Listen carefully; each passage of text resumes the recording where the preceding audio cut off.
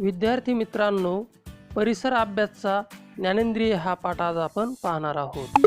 तत्पूर्वी आपण जर चॅनलवर नवीन असाल तर चॅनलला लाईक करा, सबस्क्राईब करा, तसेच बेल आयकॉन दाबून व्हिडिओ आवडल्यास मित्राबरोबर शेअर करा। चला तर मग सुरू करूया। ज्ञानेंद्रिय पहा, सर्वप्रथम आपण वरील चित्रामध्ये दाखवल्याप्रमाणे आपण बघू शकतो। सांगा पाहू यामध्ये आपल्याला पहा एक मुलगा दाखवलेला आहे आणि एका मुलीचे डोळे हे बंद केलेले आहेत। पहा, ताईचे डोळे बांधलेले आहेत तरीही आवाज कशाचा आहे हे तिने कसे ओळखले। पहा, त्या मुलीचे डोळे हे रुमालानं घट्ट बांधलेले आहेत आणि तिचाच भाऊ हा एकदा शिट्टी वाजवतो तरी सुद्धा ती आवाज बरोबर ओळखते। दुसऱ्यांदा पातेल्यामध्ये चमचा वाजवला जातो तरी सुद्धा ती मुलगी आवाज हा कशाचा आहे हे बरोबर ओळखते। त्यानंतर तो मुलगा जोरामध्ये टाळी वाजवतो आणि टाळीचा सुद्धा आवाज त्या मुलीनं ओळखलेला आहे। पहा, तिचे डोळे बांधलेले आहेत तरी सुद्धा तिनं आवाज कशाचा आहे हे ओळखलेलं आहे। कसं बरं ओळखलं असेल तिने, तुम्हाला अंदाज घ्यायचा आहे, बरोबर। त्यानंतर जे पुढचं जे चित्र आहेत या ठिकाणी आता त्या मुलाचे डोळे काय केलेले आहेत, बांधलेले आहेत। आणि मुलाचे डोळे बांधल्याच्या नंतर सर्वप्रथम त्याच्याच बहिणीनं म्हणजे ताईनं सुरुवातीला याचं एक फूल दिलेलं आहे। कशाचं?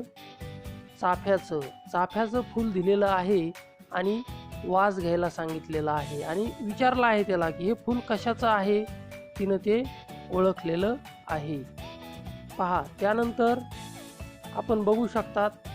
त्यानंतर पहा, आता दोघांचेही डोळे काय केलेले आहेत, बांधलेले आहेत आणि त्यांना स्वेटर कोणता आणि बनियान कोणतं हे ओळखायला सांगितलेलं आहे।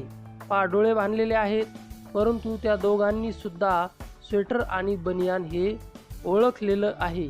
कशावरून ओळखलं असेल ते आता तुम्हाला सांगायचं आहे। पहा, त्यानंतर आणि त्याचप्रमाणे इथं सूचना दिलेली आहे की हे जे प्रयोग आहेत ते तुम्ही मोठ्या माणसाच्या परवानगीनं करून पाहू शकता। तुमच्याजवळ कोणीतरी मोठं माणूस पाहिजे। त्यानंतर पहा, आणखी एक तुम्हाला प्रश्न विचारत आहेत आपण इथं, कैरी कोणत्या रंगाची असते, आंबा कोणत्या रंगाचा असतो, तुम्हाला कसे कळले?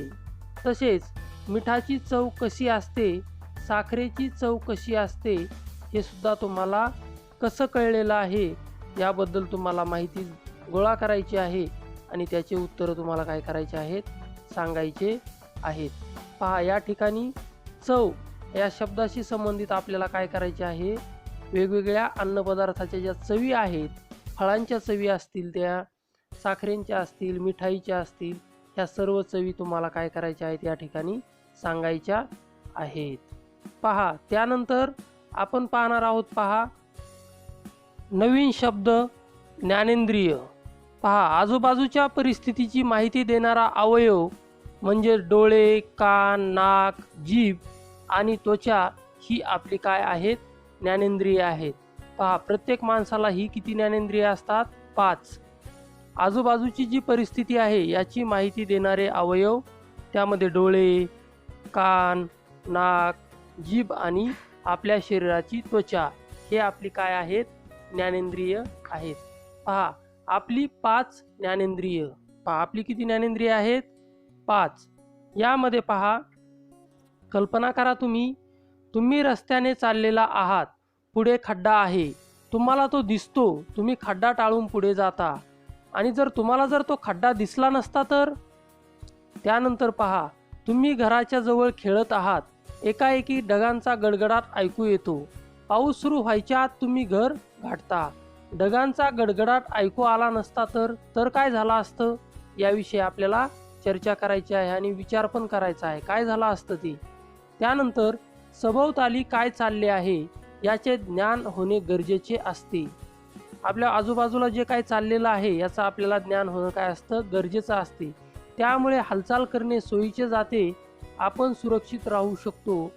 सभोवताली काय चालले आहे याचे ज्ञान आपल्याला कसे मिळते? पहा, कसं मिळतं ज्ञान आपल्याला, तर ते ज्ञान आपल्याला आपले डोळे, कान, नाक, जीभ आणि त्वचा हे आपल्याला ते ज्ञान करून देत असतात. पहा, हे सर्वात महत्त्वाचे आपले काय आहेत, ज्ञानेंद्रिय आहेत. ज्ञानेंद्रियामुळंच आपल्याला सभोवतालचं सर्व प्रकारचं ज्ञान हे होत असतं. पहा, त्यानंतर पहा, आपल्याला महत्त्वाची गोष्ट पाहिजे आहे या ठिकाणी, सांगा पाहू. आकारावरून वस्तू ओळखा. पहा, या ठिकाणी वेगवेगळ्या वस्तूचे आकार आपल्याला काय केलेले आहेत, दिलेले आहेत आणि त्या आकारावरून वस्तू आपल्याला काय करायच्या आहेत, ओळखायच्या आहेत. पहा मित्रांनो, तुम्हाला ज्या काही वस्तू दिसत आहेत त्या तुम्ही आता काय करायच्या आहेत, ओळखायच्या आहेत. सांगा पटापटा. पहा, तुम्ही ह्या वस्तू ओळखलेल्या असतीलच, कारण की तुमच्या ह्या वस्तू परिचयाच्या आहेत. त्यानंतर पहा, चित्रे ओळखा आणि त्याचा रंग सांगा. पहा, या ठिकाणी खाली चित्र दिलेले आहेत आपल्याला, यांनी 6 चित्र दिलेले आहेत. ते आपल्याला काय करायचे आहेत, ओळखायचे आहेत आणि त्यांचा रंगसुद्धा आपल्याला सांगायचा आहे. पहा, एकदम सोपी कृती आहे ही. पहा, आपल्याला या ठिकाणी डोळे हे आपले ज्ञानेंद्रिय आहेत. याच्यामुळं काय होतं, डोळ्यामुळे आपण पाहू शकतो, आपल्याला वस्तूंचा रंग समजतो, तसेच आकार समजतो, वस्तू किती दूर आहेत हे सुद्धा समजतं. पहा, त्यानंतर आपल्याला बघायचं आहे, एक कृती दिलेली आहे, म्हणजे वाघाची पंजे, एक नवीन खेळ. पहा, एक खेळाविषयी वर्णन केलेलं आहे या ठिकाणी. वर्गातील सर्व मुले आळीपाळीने राज्य येईल, ज्यांच्यावर राज्य येईल त्याने फळ्याकडे तोंड करून उभे राहावे, हाताने डोळे घट्ट झाकून घ्यावेत. शिक्षकांनी इतरांपैकी 5 मुले निवडावीत. त्या 5 मुलांपैकी एकेकाने आपल्या जागेवर बसून पुढील वाक्य मोठ्याने म्हणायचे आहेत. म्हणजे वाघाचे पंजे, ज्याच्यावर राज्य असेल त्याने ते नीट ऐकावे आणि आवाज कोणाचा ते ओळखावे. उत्तर बरोबर आले तर वर्गातील सर्वांनी टाळ्या वाजवाव्या. 5ही वेळा उत्तर बरोबर देतील त्यांना शिक्षकांनी काय करायची, शाबासकी द्यायची आहे. पुढील ज्ञानेंद्रिय आहे पहा, कान. पहा, कानामुळे आपण काय करू शकतो, ऐकू शकतो. मुख्य म्हणजे समोरची व्यक्ती काय बोलते ते आपल्याला समजते. आवाज कर्कश आहे की मृदू आहे ते कानामुळे समजते. कानामुळे आवाज एखाद्या पक्ष्याचा आहे की प्राण्याचा हे सुद्धा आपल्याला समजत असतं. आवाज कोणत्या दिशेने येतो ते आपल्याला कानामुळे समजत असतं. पहा, कानाचे भरपूर फायदे आहेत. त्याचप्रमाणे कानामुळे आपण काय करू शकत असतो, आपलं जे तोल आहे हा तोलसुद्धा कानामुळे सांभाळता येतो. तसेच वेगवेगळ्या प्रकारचे जे आवाज आहेत हे आवाजसुद्धा आपण कानामुळेच ऐकू शकतो आणि ते आवाज कोणाचे आहेत हे सुद्धा ओळखू शकतो. पहा, त्यानंतरचा जो आहे महत्त्वाचं ज्ञानेंद्रिय आहे ते काय आहे, नाक. नाकामुळे आपण वास घेऊ शकतो. फुलांचा सुगंधी उत्पत्तीचा वास आपल्याला नाकामुळेच येतो. हवा कुबट आहे हे वासावरूनच समजते किंवा खाद्यपदार्थ खराब झाल्याचेही आपल्याला वासावरून समजत असतं. पहा, अशा वेळी आपण योग्य ती काळजी घेऊ शकतो. जरा डोके चालवा. उन्हाळ्याच्या दिवसात जवळपास कुठेतरी पाऊस पडत असेल तर ते घर बसल्या कसे समजते. तसेच आवाज कोणत्या दिशेने येतो हे समजले तर त्याचा फायदा काय होतो. पहा, घरात कुबट वास येत आहे, खाद्यपदार्थ खराब झाल्याचा वास येत आहे, असे वेगवेगळे वास येतात आपल्याला.